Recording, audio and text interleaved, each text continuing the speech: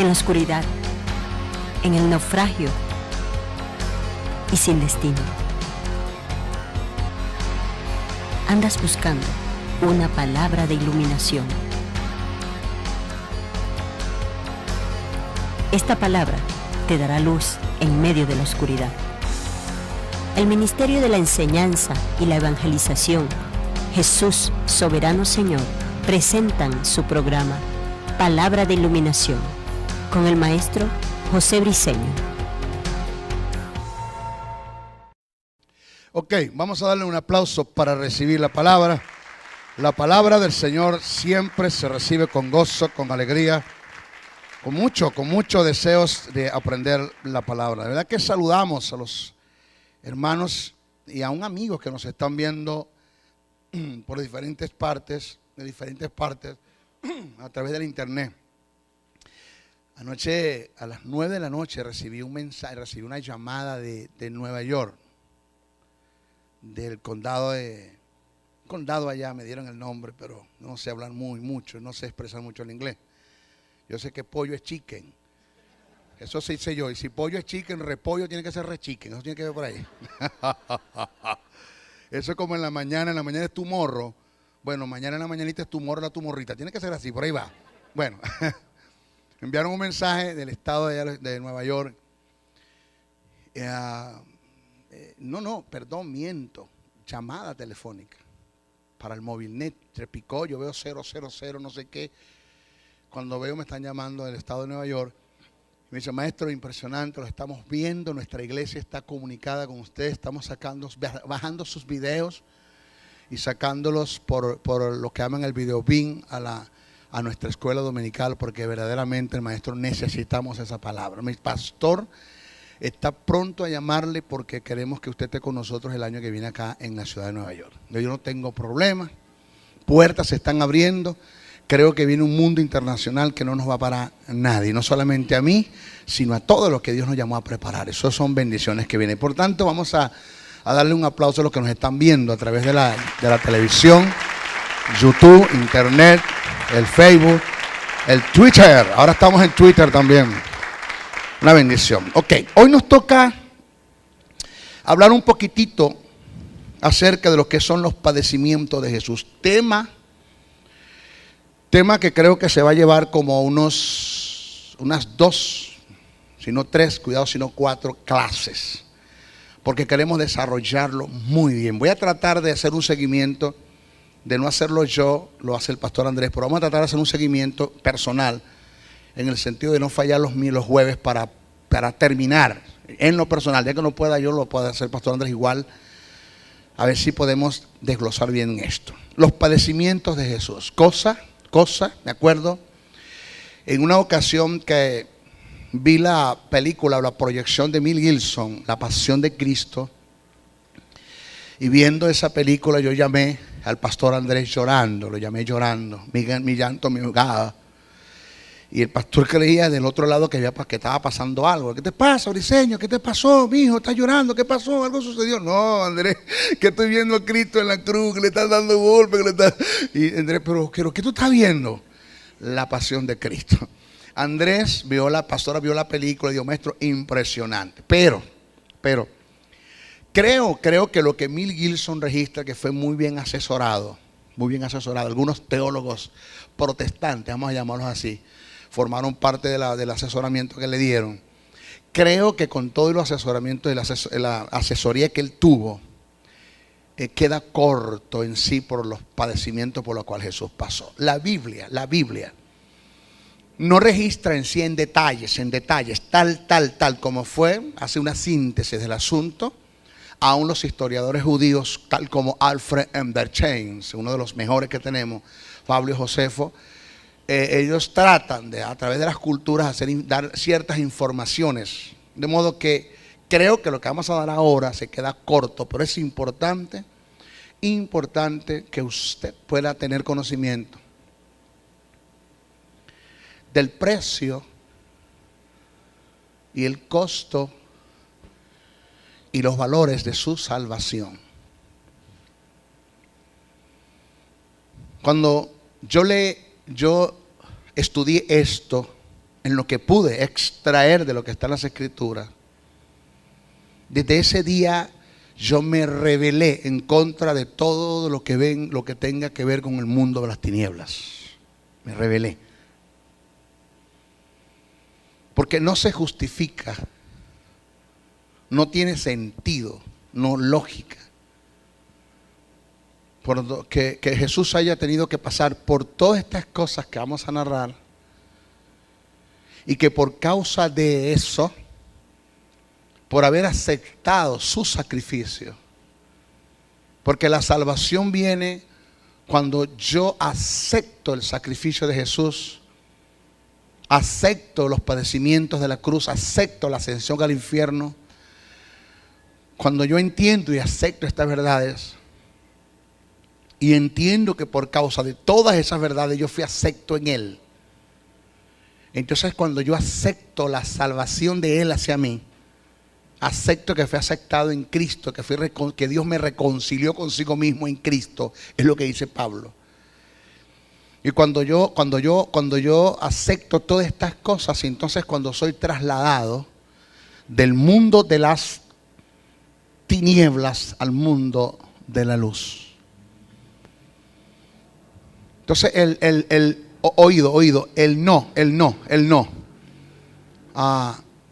el no apropiarme de esto y el disfrutar de esto que está acá, de mi posición y de mi posesión, que son dos cosas diferentes. El no aceptar, disfrutar de mi posición y de mi posesión, o de mi posesión por causa de haber aceptado, por haber tenido una posición, es ser el peor de los herejes y el peor de los apóstatas que pueden haber dentro de la iglesia,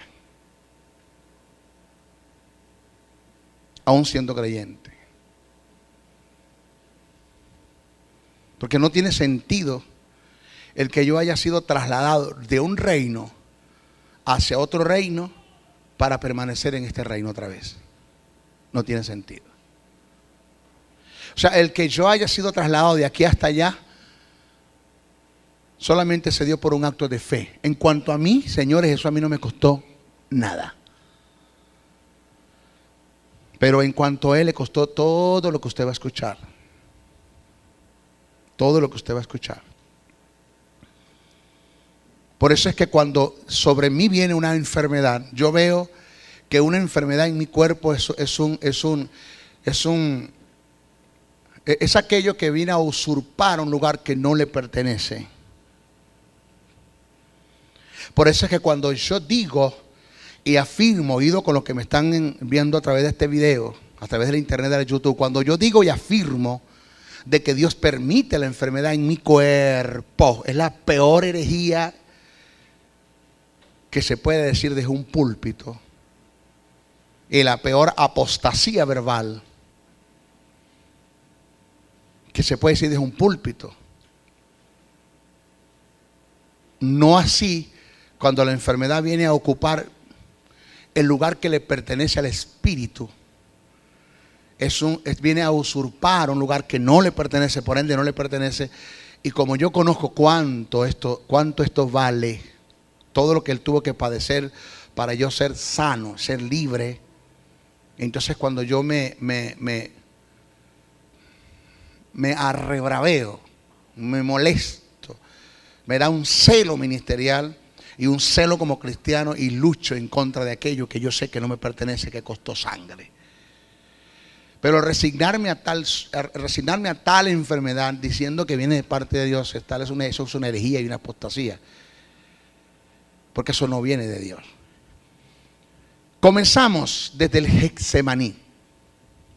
Vamos a comenzar desde el Getsemaní, paso a paso, no voy a correr, paso a paso. En Lucas capítulo 22, verso 39 al 46. Dice, y saliendo se fue como solía al monte de los olivos, y sus discípulos también le siguieron. Cuando llegó a aquel lugar, al monte de los olivos, les dijo: orad que no entréis en tentación. Y él se apartó de ellos a distancia como de un tiro de piedra, en un lugar, oído, llamado Getsemaní. Porque Lucas dice el monte de los olivos, Mateo dice en el Getsemaní, porque el Getsemaní era un huerto que estaba dentro del monte de los olivos. Dice, y él se apartó de ellos a distancia como de un tiro de piedra, y fue puesto de rodillas y oró diciendo: Padre, si quieres pasa de mí esta copa, que la palabra copa es cali, eso es muy nombrado entre nosotros, pero la palabra cali significa sufrimiento, padecimiento. Señor, pasa de mí esta copa. En otras palabras, si hay otra forma de redimir al hombre, vamos a buscarla, porque yo sé que lo que viene es duro. Esto no es fácil para mí. Escuche. Nosotros hablamos y conversamos. Presta atención a esto, presta atención a esta verdad. Hablamos y conversamos acerca de lo que es la humillación del verbo. Para que la figura de Jesús naciera, tuvo que humillarse el verbo. Y para que la humillación del verbo tuviera fuerza y eficacia y diera fruto, tuvo que humillarse Jesús. Si Jesús no se humilla, se pierde la humillación del verbo. Eso lo explicamos nosotros bien. Pero no sé cómo decirlo como para que me agarréis, porque quizás es un término que no se debe usar para referirse al verbo, mas yo creo que como maestro sí lo debe usar, porque se aplica al verbo. Y es que cuando al verbo se le dieron condiciones para venir a la tierra y hacerse carne, lo que el verbo no entendió de todas las cosas que se le dijeron fue lo que Jesús confrontó en el Getsemaní.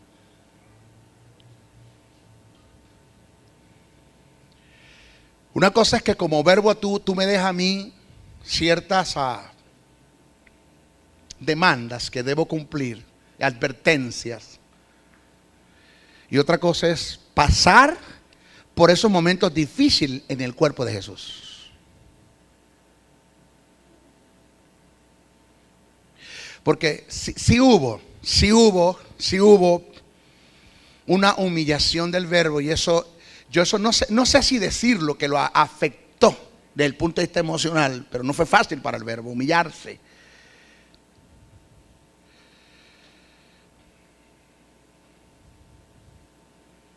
Pero ahora tenemos un verbo en el cuerpo de un Jesús que tiene un espíritu, que es un espíritu con un alma y un cuerpo. Y que los padecimientos que está pasando Jesús en el Getsemaní no afectaron en nada al verbo. ¿Como Dios? En nada. Porque ya el afecto del verbo ya se dio con su humillación. Hasta ahí llego. Si a afectación vamos, ya está, ya llegó, ya hasta que me hice hombre. Ya, de aquí para allá le toca a él ahora padecer. Ya yo padecí, le toca padecer a él. Y todos los padecimientos que se dan en Jesús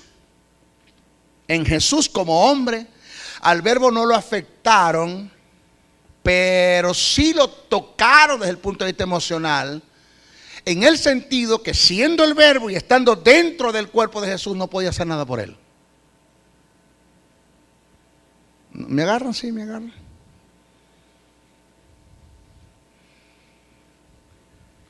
Como aquello que le enseñé: si eres hijo de Dios, dile a estas piedras que se convierten en pan. Podía el verbo convertir las piedras en pan, claro, pero no podía atribuirse a la tentación, porque no era él el que el diablo estaba tentando. El mal, Dios no puede ser tentado por el mal, aunque con un tiro tratar de golpear dos pájaros con una sola piedra. Eso nosotros lo enseñamos. Entonces ahora tenemos a un verbo viendo a un Jesús llorar, viendo a un Jesús sudar sangre.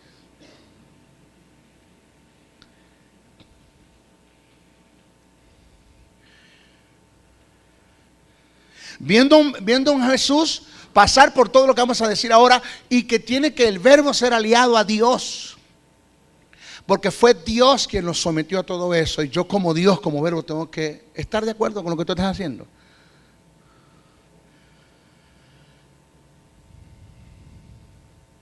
Yo decía en una ocasión, esto es una verdad paralela, no me estoy saliendo del tema para que me agarréis, volvemos de una vez. Decía en una ocasión que ante una palabra que Dios a usted le dé, hay tres cosas que usted no debe hacer, ni opinar, ni dudar, ni cuestionar. ¿Se acuerda de eso? ¿Qué tiene esto que ver con el tema? Miren lo que viene. Dios me dijo, José, si a opinar vamos, el único que tiene derecho de opinar ante una palabra que yo dé es aquel que esté a la altura mía, a mi altura. El único que tiene derecho de opinar ante una palabra que yo dé es aquel que esté a mi altura. O sea que el único que tiene derecho acá de opinar es Cristo y el Espíritu Santo. Porque ellos están a mi altura, ellos son Dios. Con todo y eso, ante una palabra que yo siempre he dado, ellos nunca han opinado. Ellos siempre han aceptado y han entendido que si yo hablé, es así. El verbo en el cuerpo de Jesús no tuvo ni siquiera que opinar, ni cuestionar, ni dudar, ni abogar por Jesús. Ni siquiera el Espíritu Santo que estaba en Jesús pudo hacer algo por él. Porque entiendo que el Espíritu Santo no pudo ayudar, ni abogar, ni intervenir en la tentación de Jesús en el desierto. Eso lo entiendo yo perfectamente porque no estaba en Jesús. No estaba en Jesús. Pero ahora vemos a un Jesús en un Getsemaní, que vamos a ver cómo padeció, con un espíritu, aceptas el término, por favor, no se aplica al espíritu para que me agarre, atado. Un espíritu neutralizado, un espíritu que no puede hacer nada a favor de un hombre que está padeciendo. Porque ese cual Getsemaní y la cruz, óigame, Getsemaní, la tortura y la cruz fueron los últimos estados de padecimiento y estados probatorios por los que Jesús tenía que pasar. Maestro, Getsemaní, Jesús dice, ha llegado la hora de las tinieblas. El Cairo, el momento oportuno que Satanás tiene para venir en contra de mí. Desde ahora en adelante esto es puro demonio. Esto es puro demonio. Desde ahora en adelante.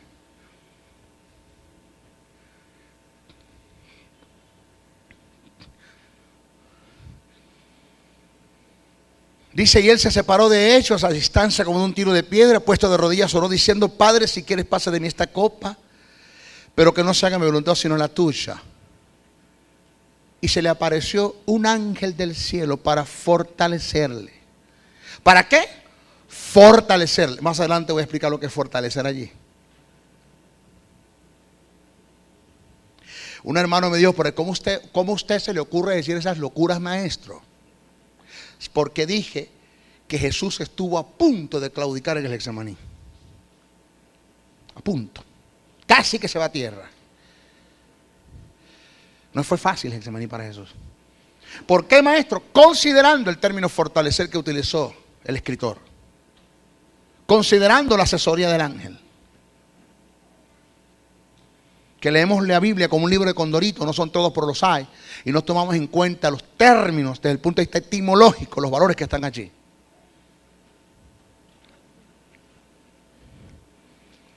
Y estando en agonía, oraba más intensamente. Oído que su oración era más intensa por causa de su agonía. Oído que su oración era más intensa por causa de su agonía, porque su agonía se agudizó más por causa de la información que le dio el ángel.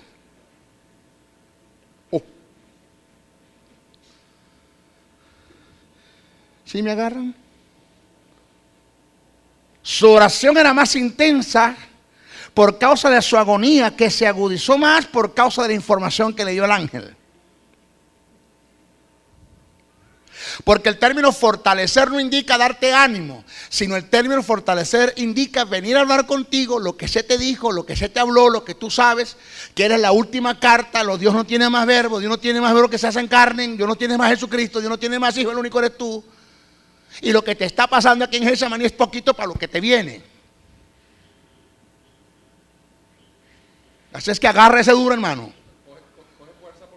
Sí, sí, no, viene un tsunami, hermano, viene un desastre, hermano, desde el punto de vista en cuanto a tinieblas se refiere, que Satanás va a sacar toda su artillería, va a sacar toda su fuerza, todo su potencial para hacerte renunciar antes que mueras.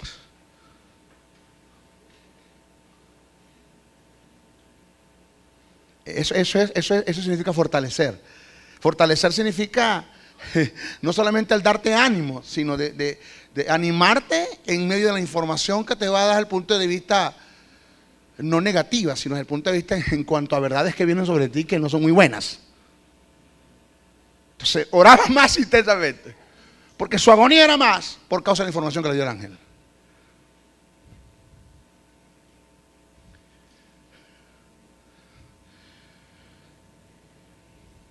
Y nosotros esto lo vemos endeble, lo vemos tan fácil como para pecar y pedir perdón, como para pecar y pedir perdón, como para pecar y pedir perdón, porque la sangre que se derramó en el Getsemaní, maestro, ¿sí? Porque sus sudor eran como grandes gotas de sangre. Porque la sangre que se derramó en las espinas, la sangre que se derramó en las torturas, en las flagelaciones, en las heridas, en los clavos, eso como que no tiene ningún valor para muchos de nosotros. Que hacemos y usamos del pecado hacemos premeditación y alevosía con el pecado. Premeditamos y caemos en un terreno de alevosía, porque esto a mí no me importa. La vida de santidad para mí no tiene sentido, porque yo no conozco esta verdad.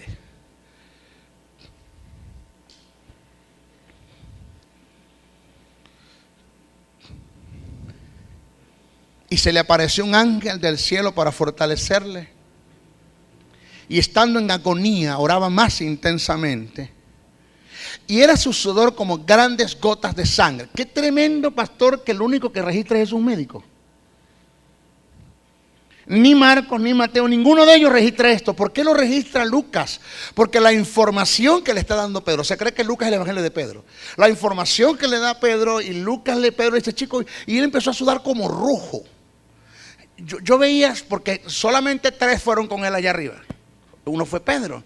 Y él empezó a sudar como rojo. Y entonces inmediatamente Lucas hace una diagnosis del caso y clínicamente determina, wow, este lo que le dio fue una hematosis. Hidromatosis se llama el fenómeno, hidromatosis. Y lo escribe. Era su sudor como grandes gotas de sangre que caían hasta la tierra. Óigame, caían, gotas. Cuando se levantó de la oración y vino a sus discípulos, los halló durmiendo a causa de la tristeza. Y les dijo, ¿por qué dormir? Levantaos y orad para que no entréis en tentación. Señores, vamos a dar inicio y una narración de los padecimientos de Jesús paso a paso, comenzando de su estadía en el Getsemaní, para que tengamos una clara percepción del costo que tuvo nuestra salvación. Getsemaní era una pequeña propiedad cercada por un huerto entre árboles frutales y varios arbustos, que se encontraba al pie del monte de los olivos. El término Getsemaní en sí significa prensa de aceite. Y aplicándolo a la vida de Jesús en Getsemaní, fue lo que él pasó. O sea, se apropia mucho el término etimológico a por donde Jesús pasó. Su alma fue totalmente procesada, desmenuzada, para que tuviera lugar la obediencia para ir a la cruz. Siempre he dicho, mis hijos, escúchenme esto. Siempre he dicho que hay etapas sobre etapas que nosotros vamos a ir llevando y escalando, escalones, terrenos, niveles que vamos a ir alcanzando. Pero que usted lo sabe y yo lo sé, que para lo que vamos a alcanzar mañana necesitamos ser procesados hoy. Una de las cosas que usted tiene que aprender primero en cuanto a los padecimientos de Jesús es que Jesús no era un hombre totalmente que lo había alcanzado todo. Jesús era un hombre que tenía que crecer. Dice que crecía en conocimiento, en sabiduría, en estatura. Jesús tenía que ir creciendo. Bíblicamente hablando, habían cosas que Jesús no sabía, habían cosas que Jesús no conocía. Hubo preguntas que los discípulos le hicieron a Jesús que Jesús no supo responder porque no sabía. O sea, eso de que Jesús era omnisciente, eso no lo enseña la Biblia en ninguna parte. La Biblia dice que Jesús era un hombre limitado en su conocimiento. Los discípulos le preguntaron: ¿cuándo es tu venida? Jesús dijo: yo no lo sé, solamente mi Padre. Y si Jesús operaba en la omnisciencia, ¿por qué no sabía cuándo era su venida? Cuando dice que vio una planta de higos y vio a ver si tenía higos, y cuando llegó la consiguió son higos y la maldijo. ¿Cómo es que Jesús no sabía que la mata no tenía higos? No sabía. Cuando la mujer lo tocó, dice que le preguntó a Pedro: ¿quién me ha tocado? O sea, está preguntando quién me ha tocado. Y buscaba entre la multitud quién había tocado. Jesús no sabía quién había tocado. Y así va a conseguir usted una serie de informaciones que la Biblia presenta donde Jesús no lo sabía todo, que Jesús tuvo que aprender, que Jesús tuvo que desarrollarse como ser humano que era, porque el Verbo no intervino en el ministerio de Jesús, ni el Espíritu Santo, en el sentido de auxiliarlo en las acciones como humanamente él tenía que hacer.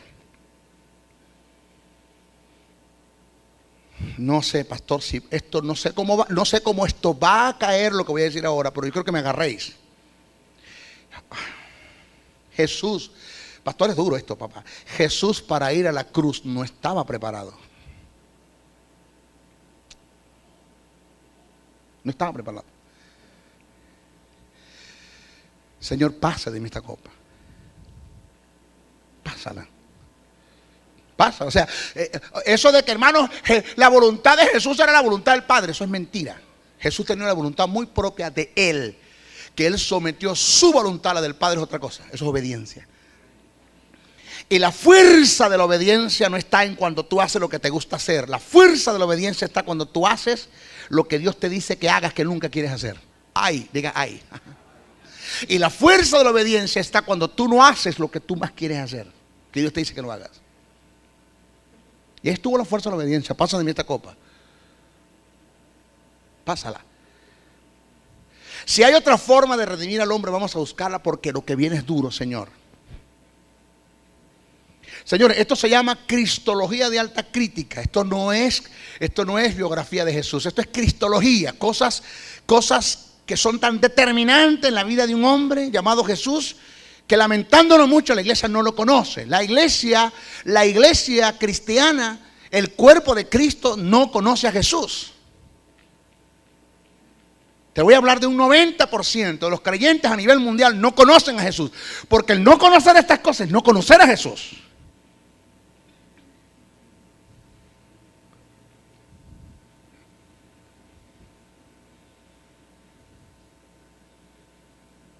El vivir deliberadamente es no conocer a Jesús.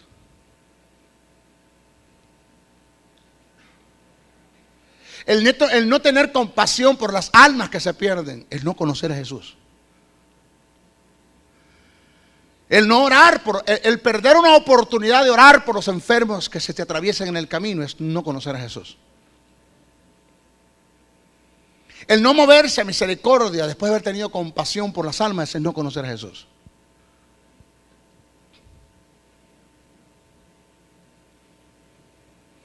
Entonces tenemos un Dios que lleva a un Jesús al Getsemaní. Oído lo que viene. Dos grandes poderes confrontaron a Jesús, el diablo y Dios. Porque Jesús fue probado por el diablo y fue probado por Dios. Por el diablo en el desierto y por Dios en el Getsemaní. Y yo prefiero ser probado por el diablo y no por Dios, porque yo reprendo al diablo y se va. Pero ¿cuándo Dios se va? Cuando lo reprenda. ¿Aló? ¿Cuándo se va? ¿Aló? Ahora mismo, yo te reprendo, Jehová, déjame tranquilo. ¿Qué te pasa? ¿Qué te pasa?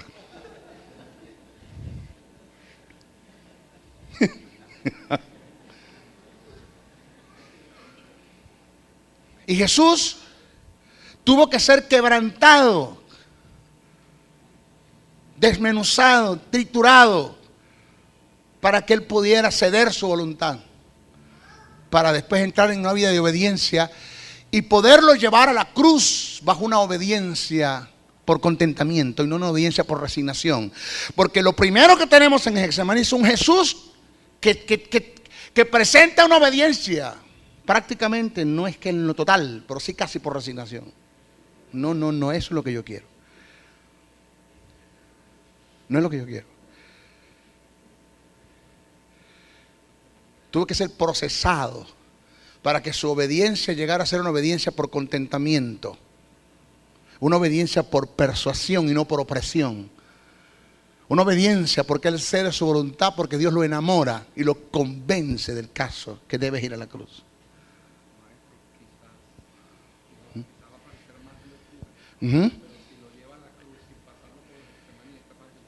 Sí. Es que esa es la lógica. Si Dios lleva a Jesús, decía el pastor Andrés, y estoy citando lo que el pastor dice, si Dios lleva a Jesús a la cruz sin pasarlo por Getsemaní, se raja en la cruz, porque no está preparado. Porque fue duro los momentos de Jesús en la cruz desde el punto de vista en cuanto a humano, en cuanto a físicamente, en cuanto al dolor del cuerpo, sí, pero no hay como el dolor del alma, donde hay personas, hermanos, que se han quitado la vida por causa del dolor del alma, porque perdieron un ser querido, A, B, lo que sea. Hermano, el dolor del alma es un dolor tan fuerte que psicológicamente, si no lo superas, te arrastra, te lleva a tierra. Jesús tenía que ser tratado en Getsemaní, por eso digo tratado en el alma, porque el espíritu está dispuesto. ¿Dónde dice eso la Biblia? Jesús dijo, sí, ahí mismo en la oración, cuando habla con sus discípulos, le dice, orad para que no entres en tentación, porque el espíritu está dispuesto para la carne débil. Y cuando está hablando de la carne, está hablando del alma.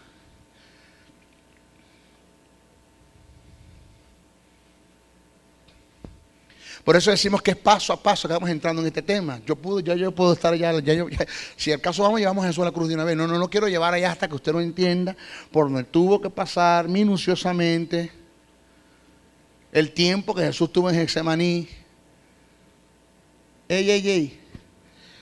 Toda la noche.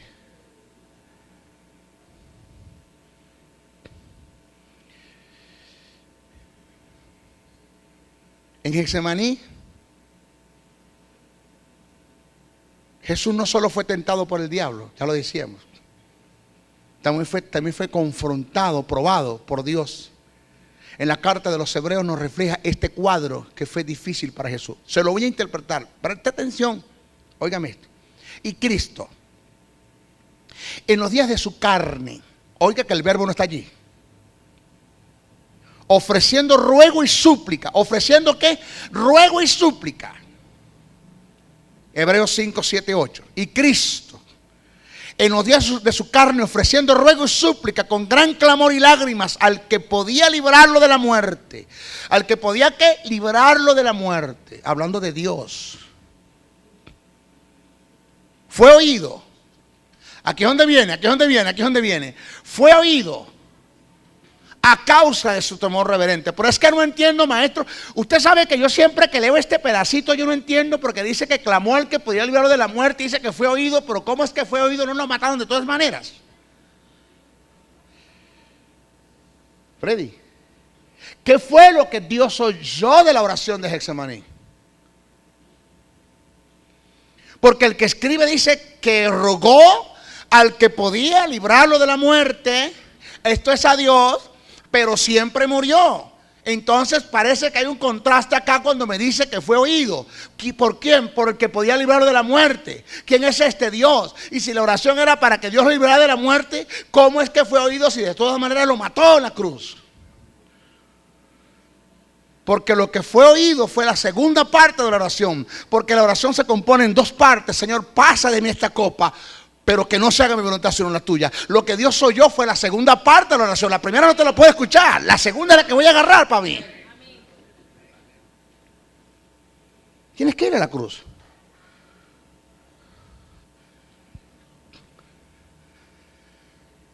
O sea, hermano, ¿eres tú tan importante así?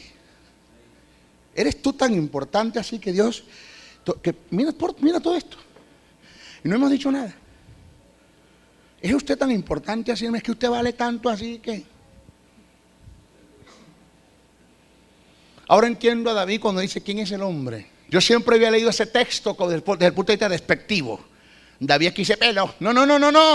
Léelo desde el punto de vista positivo. ¿Quién es el hombre para que Dios haya hecho memoria de él? O sea, que está usted tan importante así. Para que suelte se cree una cucaracha, un trapo de inmundicia, una lagartija. Yo no valgo nada, yo no soy nadie. ¿Es usted tan importante así? Por eso que la gente dice que yo me la doy de una gran cosa. No, yo no me la doy, yo soy una gran cosa. ¡Aló! Yo soy una gran cosa.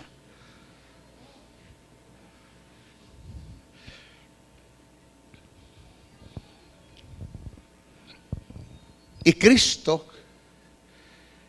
en los días de su carne, ofreciendo ruego y súplica con gran clamor y lágrima al que podía librarlo de la muerte, fue oído a causa de su temor reverente.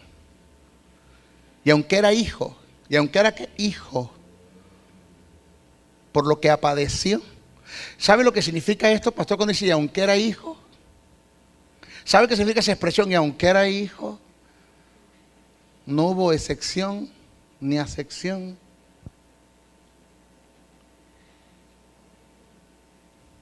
Para nada. Por lo que padeció, aprendió ¿por lo que qué? Por lo que padeció, ¿dónde, pastor? En el Getsemaní. No está hablando de la cruz. No ha ido a la cruz. El que me escribe me está centrándose en el Getsemaní. No me ha ido a la cruz, aunque era hijo. Por lo que padeció. Lo que padeció, ¿dónde? Hermano, psicológicamente.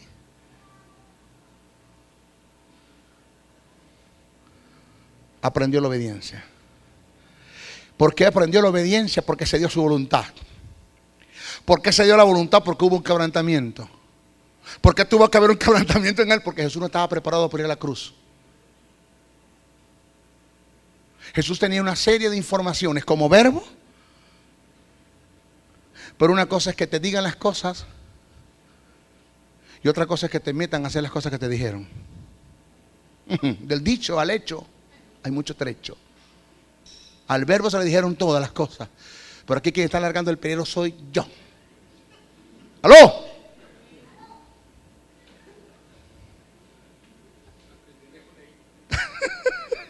Denle un aplauso al Señor, que lo veo muy callado, porque de verdad que qué bendición. Wow. Seguimos. En el caso de la tentación, en el caso de Satanás, ya lo decimos, yo resisto al diablo y él en fe y confieso una palabra de Dios y lo irá de mí. Pero ¿cómo resisto a Dios? ¿Cómo confronto y vencer al que todo lo puede? La oración de Jesús en el Getsemaní consistió de dos partes. Uno, Padre, si quieres pasa de mí esta copa, pero que no se haga mi voluntad sino la tuya. El pasar de mí esta copa registra el deseo de Jesús, el cual no fue escuchado por el Padre. Él, pero no se haga mi voluntad sino la tuya, registra el total quebrantamiento y el acceso a la voluntad de Jesús en obediencia al Padre. Esta segunda etapa que registra el escritor de los Hebreos fue cuando escribe y fue oído a causa de su temor reverente. Esto fue lo que Dios escuchó de Jesús y tomó en cuenta en la oración porque estaba en su designio, según Lucas 22:42 y Hebreos 5:7-8. Ser confrontado por Dios no es cosa fácil. Él, hablando de Dios, en su mayoría te va a pedir que hagas lo que no quieres hacer y que dejes de hacer lo que te gusta hacer. El encuentro con Dios y su voluntad produce grandes conflictos en el alma que nos llevan a intensas agonías, teniendo luchas internas que solo nosotros podemos librar, que nadie la va a librar por nosotros, somos nosotros. En lo personal, he aprendido que cuando soy confrontado por Dios siempre tomo la mejor decisión. ¿Cuál es? Ceder mi voluntad a la suya. Por mucho que me duela desprenderme de las cosas, entiendo que nada en este mundo tiene tanto valor como el hacer la voluntad de mi Dios. Nada. ¿Eso lo entendió Jesús? Porque nosotros a veces tenemos nuestros propios Getsemaníes. Sí los tenemos. Usted sabe que usted está librando una batalla hoy. Usted sabe que hay cosas de las cuales usted tiene que hoy despojarse para poder entrar, para poder ser quebrantado, entrar a una vida de obediencia. Usted lo sabe, como Dios lo sabe, como el diablo lo sabe, el área que usted está luchando. Que la lucha más grande y más fuerte para librar es la que nosotros tenemos con nuestra propia alma. Usted lo sabe. Que no es orando, que no es ayunando, que no es vigilando, que se va a librar eso. No tengo problemas con que te metas en oración, en ayuno y en vigilia, pero la decisión, la batalla la libras cuando tienes en crateins, dominio propio, y decides tú tomar la decisión de Dios. Eso fue lo que pasó con Jesús. El Getsemaní era un lugar donde Jesús fue confrontado. Y Jesús frecuentaba bastante, según lo llamado por Lucas 21:37, Juan 18:2. Pero nunca, la Biblia registra que Jesús siempre iba a Getsemaní, pero nunca el Getsemaní, hermano, se llenó tanto de tinieblas como ese día. Porque en Getsemaní hubo momentos de gloria y hubo momentos de tiniebla. En Getsemaní, en el Monte de los Olivos, tuvimos el momento de la transfiguración. Y en el Monte de los Olivos tuvimos el momento de la tentación, del padecimiento, las dos cosas. Ciertas informaciones cuando se le aparece Moisés y Elías a Jesús en la transfiguración, nada más que le vinieron a hablar del plan de redención. Le antecedieron algo, le dijeron algo. En la mayoría de los casos él lo hacía solo. Oiga bien, solo. Dejaba a sus discípulos al pie del Monte de los Olivos y entraba al huerto del Getsemaní a orar. Solo. Pastor, no se llevaba a ninguno. Los 12 se me quedan allá. Solo. Eso se llama intimidad. Solo allá. 12. No venga ninguno. No quiero a nadie a mi lado. 12. El día que Jesús fue entregado y tomado en manos del Sanedrín, fue tan decisivo que él no subió solo al huerto, sino que tomó 3 de sus discípulos para que estuviesen cerca de él y intercedieran por él. 3. Ahora, señores, nunca usted va a conseguir en el ministerio de Jesús, no lo va a conseguir en ninguna parte donde Jesús pidió que oraran por él. ¿Lo va a conseguir? No lo va a conseguir. Fue tan decisivo el momento de Getsemaní que Jesús le pidió a sus discípulos que oraran.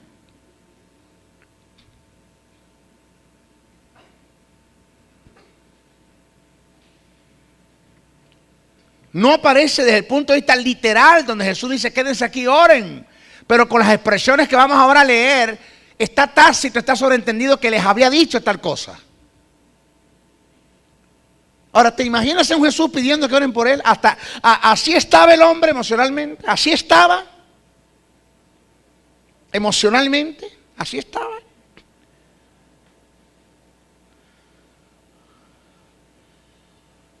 Que cuando siempre iba a orar, se llevaba a los 12 Y nadie subía con él, pero esta vez se llevó a 3 y quedaron 8 en el monte, en el pie del monte, porque el Judas no estaba allí.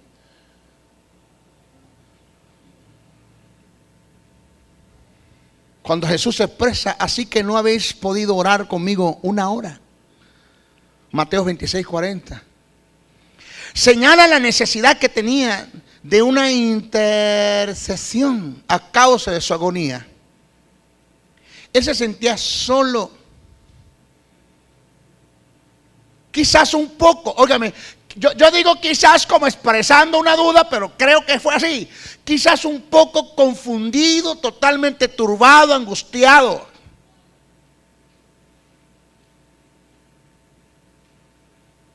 Pastor, no sé si a usted le ha pasado esto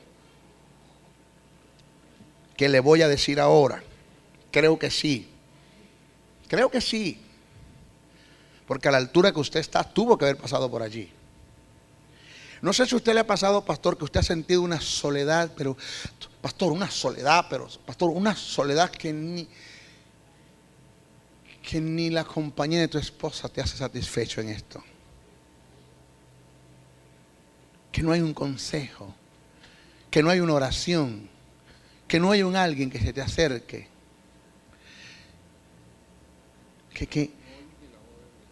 Mire, y lo más duro del caso, pastor, es que en ese momento de soledad, Dios como que se aparta. Digo, ¿cómo? Porque es que nunca, pero tú ves la ausencia de Dios. Una supuesta ausencia. Supuesta, porque Dios nunca se va, Dios siempre está allí. Donde se crea una necesidad de ti, de Dios, donde no hayas cómo buscarlo, donde no hayas dónde conseguirlo, donde no hayas qué puertas abrir para conseguir una palabra que se te dé y que te haga satisfecho en la necesidad que tienes. Que es tremendo, pastor, que Dios pone sueños en ellas, donde se duermen y tú quedas solo. Donde no es que te ignoran, sino que se durmieron. Porque estás en un mundo donde ella, como tu esposa, no puede entrar. Estás en un mundo donde tus hijos, como tus hijos, no pueden entrar. Estás en un mundo que el maestro Briceño, como tu maestro, como tu amigo, no puede entrar. Estás en un mundo que tu pastor, como pastor Andrés Noguera, no puede entrar.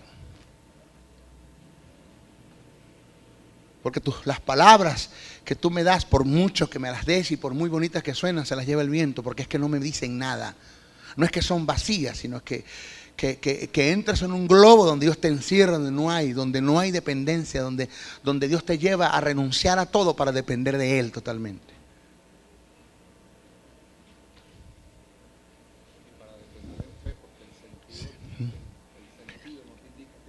¿Sí? Duro, pastor, es duro. Pastor, tan tremendo que entras en una crisis, y entras en nervios y te enfermas y las arritmias y las taquicardias. Anoche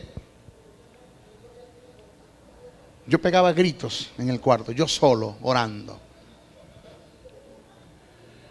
Di una palabra, Guillermo Maldonado, que me ministró Dios en la palabra. Dios me habló a través de ese hombre. Y no solamente eso, sino que después viene Carlos Fraser y da otra palabra que viene como en línea, ¿no? Una sobre otra. Y eso me llevó a tirarme de rodillas y a llorar y a gemir. Lloré como un niño, como nunca antes.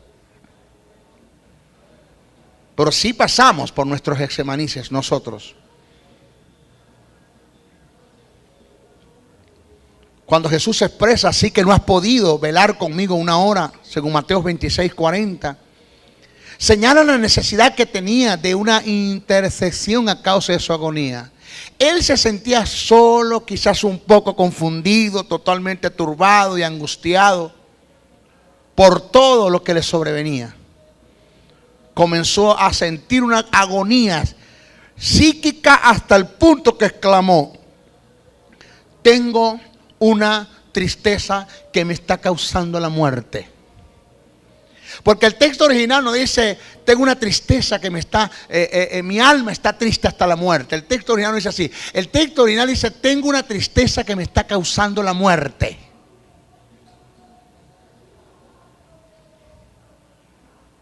Así lo expresa el texto original. El término agonía del griego es agonía, como se pronuncia, que indica una extrema tensión emocional y angustia, según Lucas 22:44.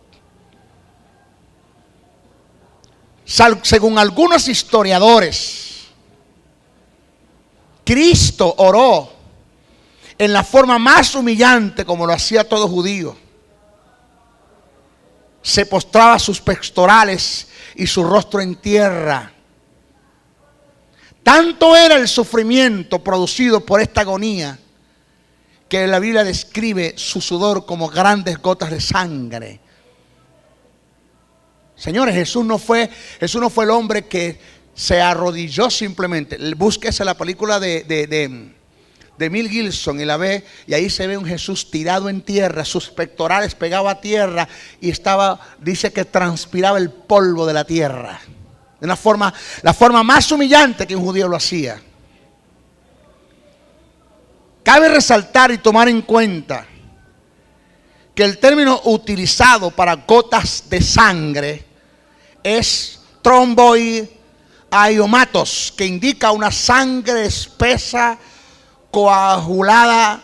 La historia médica registra algunos casos en los que la intensa agonía mental se ha visto acompañada de la transpiración de sangre producida por la ruptura de vasos sanguíneos como consecuencia de la presión sanguínea por una súbita detención. Óigase bien, esta sudoración de sangre es efecto de una reacción por la sangre. Oiga, por eso es que yo dije ahora que la agonía se intensifica en Jesús por causa de la información que el ángel le da. Jesús se intensifica su oración por la intensidad de la agonía, por la información que el ángel le da.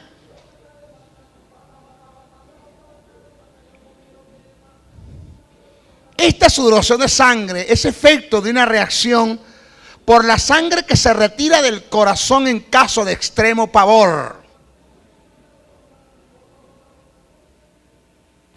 Al angustiarse el clímax de la agonía por el conflicto mental, la sangre que viene en tremendo rebote hacia la periferia, haciendo saltar las plaquetas y colándose finalmente a través de la epidermis para producir así la sudoración de sangre conocida en los términos médicos como hemorrosis o hematrodosis. Sin lugar a duda, esto clínicamente pasó en la vida de Jesús, hasta el punto que solo Lucas registra tal acontecimiento como médico, según Lucas 22:44. Era tanta la agonía por la que Jesús pasó, que en medio de ella Dios tuvo que enviar un ángel para confortarle. Señores, vemos un Dios, pastor. O sea, esto no es fácil. Señores, yo doy un seminario que se llama adoración. Algún día lo damos. Compartimos lo que es adoración acá como estudio. ¿Y sabe qué enseño? Mi lindo, 24 horas al día la adoración está en los cielos. 24 horas al día. Si hablamos, acéptese hora para hablar de la eternidad, que no hay horas. Dios es una fuente inagotable. Usted dirá, pero es que los ángeles no se cansan de pasar siempre por la presencia de Dios y estarlo adorando de cada rato. ¿Qué tiempo tienen los ángeles ahí en el cielo? Pero tienes acéptese, etcétera, de años. O sea, no hay tiempo para decir qué tiempo tienen los ángeles frente a la presencia de Dios, que pasan por el frente y dan gloria a Dios, gloria a Dios, gloria a Dios. Freddy, tú dirás, pero es que los ángeles no se cansan de dar gloria a Dios. No, porque Dios es una fuente inagotable. Cada vez que los ángeles pasan por el frente de Dios, ven algo en Dios que nunca habían visto. Aló. Y le dice un ángel otro, ¿qué pasó? No, pasá para que veáis lo que vi ahorita. Pasá para que veáis. Y tienes que adorarlo. La novedad de la eternidad va a ser Dios, que en la eternidad, sobre la eternidad y sobre la eternidad que estemos con Él, nunca lo vamos a conocer. Siempre vamos a ver en Él algo que nunca hemos visto. Alabado sea el nombre del Señor. ¡Apláudese a Dios!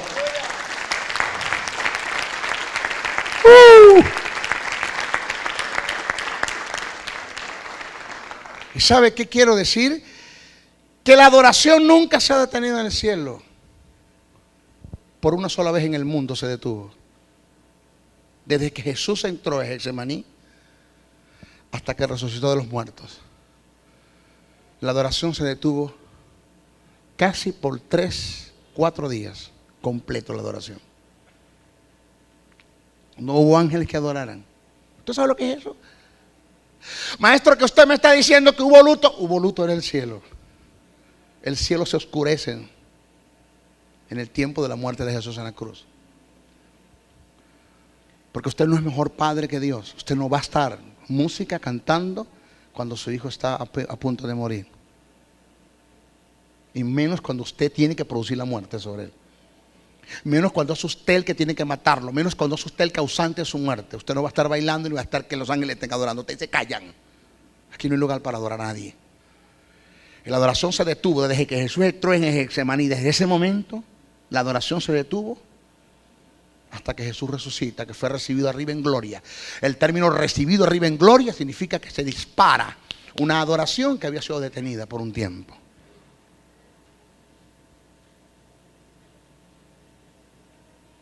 Y había silencio, como el que hay acá. Un silencio. Y es tanto el padecimiento de Jesús en Getsemaní que creemos que es el ángel Gabriel, porque es el mensajero. Creemos que sea él.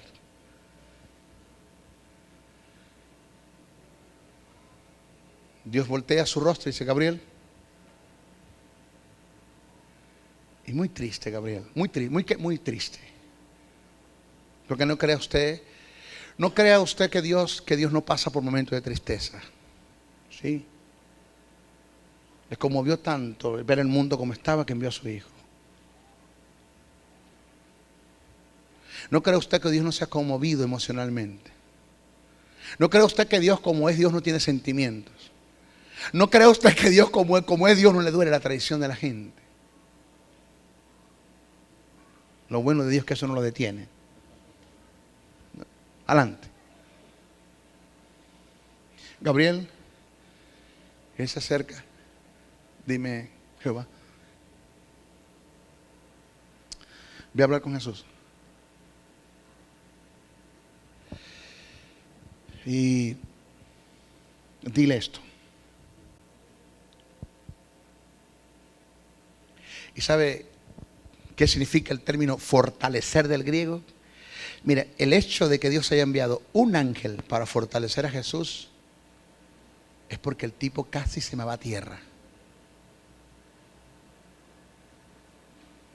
O sea, no vea el Getsemaní como pan de piquito. No vea el Getsemaní como una historieta de Walt Disney, no lo vea así, no lo vea como un teatro bien montado. Véalo como uno de los momentos más difíciles de Jesús. Quizás más difíciles que la misma cruz.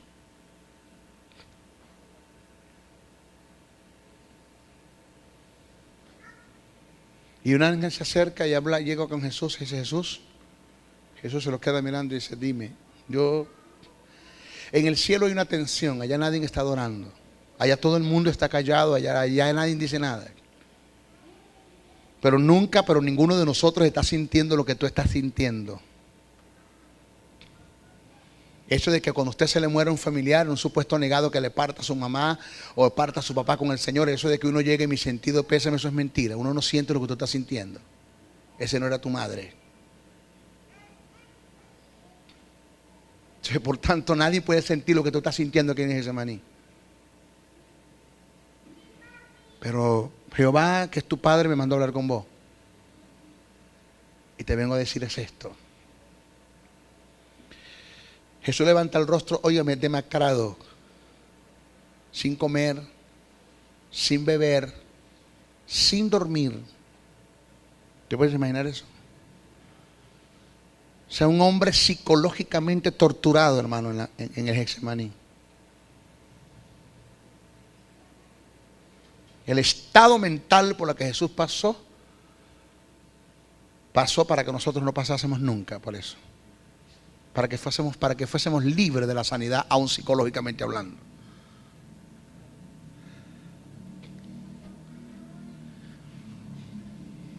Vengo a conversar contigo. Jehová me dijo que te dijera esto. Presumo. No estamos lejos de lo que decimos. Creemos que pudo haber sido así. Jehová me dijo que Él no tiene problemas con que yo te agarre ahorita y te lleve para el cielo. Arrebató a Elías. Arrebató a Enoc. Lo podemos hacer contigo. No hay problema. ¿Cómo se llama usted, hermano? ¿Perdón? Félix. Pero si yo te llevo, ¿qué vamos a hacer con Félix? Si yo te llevo, vamos a tener un Félix destinado para el infierno, donde no va a haber lugar para salvación, para nada. Si yo te llevo, vamos a ver un Freddy destinado para el infierno, porque el único don de la salvación aquí eres tú, más nadie. No hay otro verbo que se haga carne, no hay otro Cristo. No hay más hijos. Tú eres el postrer Adán. El 2, el segundo, si dale lugar a un tercero. Eres el último, no hay más.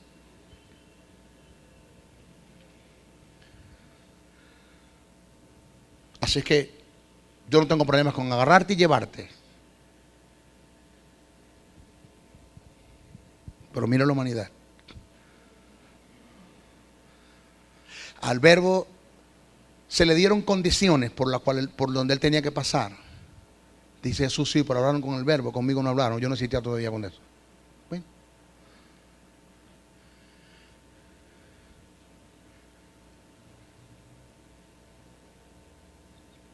Y te digo algo, Jesús.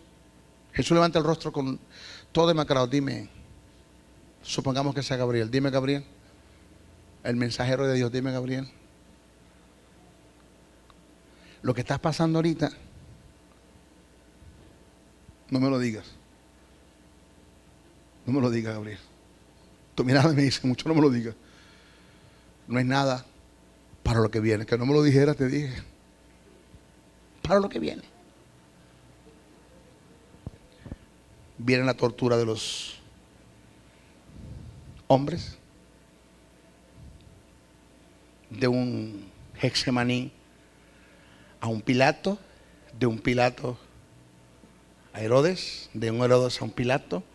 Viene la flagelación, viene el camino al Gólgota cargando una cruz, viene la corona, vienen los clavos, viene a desnudarte, clavarte 6 horas pendiendo en la cruz. Ese es el juicio de los hombres. Ese es el juicio de los hombres. Ajá. Después viene el de Dios. Donde después que los hombres te juzguen y te consideren culpable, entonces cuando vas a ser juzgado por Dios, y también Dios te va a considerar culpable. Y va a poner sobre ti toda la maldición del mundo, todo el pecado y toda la enfermedad, todo el sufrimiento.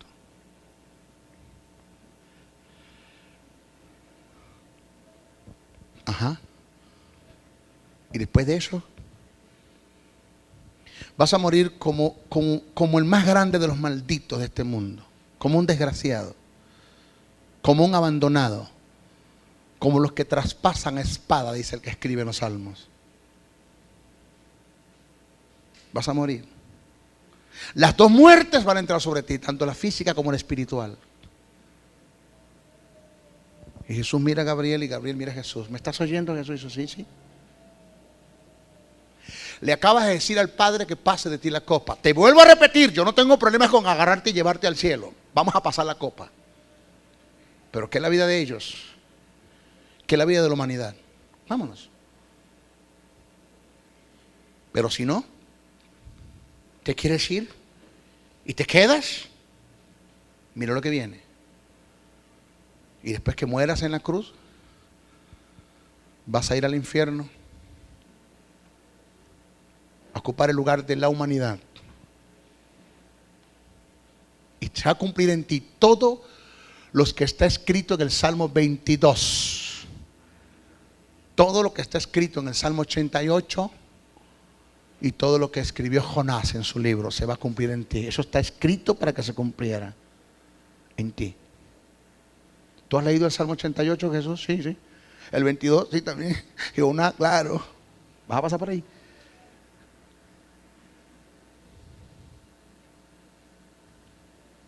¿Qué hace Jesús? ¿Te llevo o te quedas?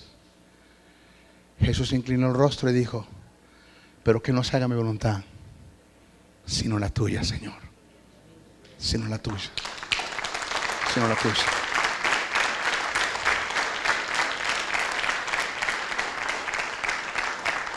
Y es cuando vemos a un Cristo en victoria, que sale en victoria del Getsemaní y le dice a sus discípulos: hey, no han podido orar por mí una hora siquiera, levantaos, levántense, ya no es tiempo de dormir, vámonos, porque el tentador se acerca y viene. Y es cuando sufre el otro golpe, la traición de un amigo, que es Judas. Y de ahí para adelante lo que viene se lo decimos en nuestro próximo mensaje. Bendiciones. Bendiciones. Bendiciones. Si has sido bendecido con esta palabra, comunícate a los teléfonos 0424-645-7043 y 0416-860-7602 y escríbenos al email josebriceno77@hotmail.com y a la www.reformatv.net.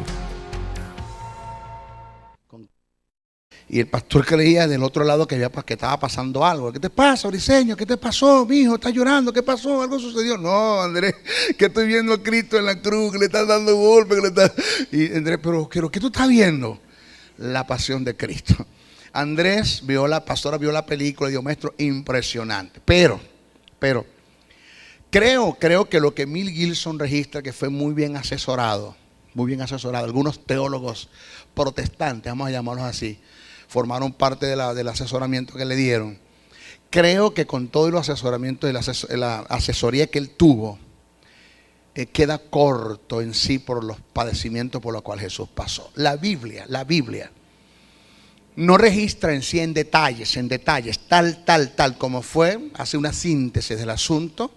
Aún los historiadores judíos, tal como Alfred Emberchain, uno de los mejores que tenemos, Fabio Josefo, ellos tratan de, a través de las culturas, dar ciertas informaciones. De modo que creo que lo que vamos a dar ahora se queda corto, pero es importante que usted pueda tener conocimiento del precio y el costo y los valores de su salvación. Cuando yo estudié esto, en lo que pude extraer de lo que está en las Escrituras, desde ese día yo me rebelé en contra de todo lo que tenga que ver con el mundo de las tinieblas. Me rebelé. Los apóstatas que pueden haber dentro de la iglesia, aún siendo creyente. Porque no tiene sentido el que yo haya sido trasladado de un reino hacia otro reino para permanecer en este reino otra vez. No tiene sentido. O sea, el que yo haya sido trasladado de aquí hasta allá solamente se dio por un acto de fe. En cuanto a mí, señores, eso a mí no me costó nada. Pero en cuanto a él, le costó todo lo que usted va a escuchar. Todo lo que usted va a escuchar. Por eso es que cuando sobre mí viene una enfermedad, yo veo que una enfermedad en mi cuerpo es aquello que viene a usurpar un lugar que no le pertenece. Por eso es que cuando yo digo y afirmo, oído con los que me están viendo a través de este video, a través de la internet, de YouTube, cuando yo digo y afirmo de que Dios permite la enfermedad en mi cuerpo, es la peor herejía que se puede decir desde un púlpito y la peor apostasía verbal que se puede decir desde un púlpito. No así cuando la enfermedad viene a ocupar el lugar que le pertenece al espíritu. Viene a usurpar un lugar que no le pertenece, por ende no le pertenece. Y como yo conozco cuánto, porque no se justifica, no tiene sentido, no lógica, que Jesús haya tenido que pasar por todas estas cosas que vamos a narrar, y que por causa de eso, por haber aceptado su sacrificio, porque la salvación viene cuando yo acepto el sacrificio de Jesús, acepto los padecimientos de la cruz, acepto la ascensión al infierno. Cuando yo entiendo y acepto estas verdades, y entiendo que por causa de todas esas verdades yo fui acepto en Él, entonces cuando yo acepto la salvación de Él hacia mí, acepto que fui aceptado en Cristo, que Dios me reconcilió consigo mismo en Cristo, es lo que dice Pablo. Y cuando yo acepto todas estas cosas, entonces cuando soy trasladado del mundo de las tinieblas al mundo de la luz. Entonces el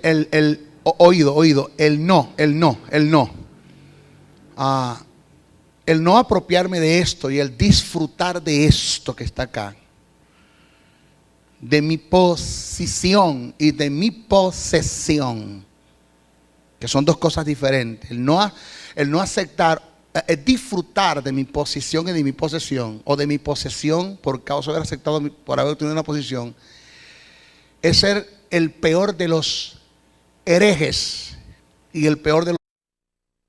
En la oscuridad, en el naufragio y sin destino. Andas buscando una palabra de iluminación. Esta palabra te dará luz en medio de la oscuridad. El Ministerio de la Enseñanza y la Evangelización, Jesús Soberano Señor, presentan su programa Palabra de Iluminación con el maestro José Briceño. Ok, vamos a darle un aplauso para recibir la palabra. La palabra del Señor siempre se recibe con gozo, con alegría, con muchos deseos de aprender la palabra. La verdad que saludamos a los hermanos y a un amigo que nos están viendo por diferentes partes, a través del internet. Anoche a las 9 de la noche recibí un mensaje, recibí una llamada de Nueva York, del condado allá, me dieron el nombre, pero no sé hablar mucho, no sé expresar mucho el inglés. Yo sé que pollo es chicken, eso sí sé yo, y si pollo es chicken, repollo tiene que ser re-chicken, eso tiene que ver por ahí. Eso es como en la mañana es tu morro, bueno, mañana en la mañanita es tu morro, tu morrita, tiene que ser así, por ahí va. Bueno, enviaron un mensaje del estado de Nueva York. Miento. Llamada telefónica para el Movilnet. Repicó, yo veo 000 no sé qué. Cuando veo me están llamando del estado de Nueva York.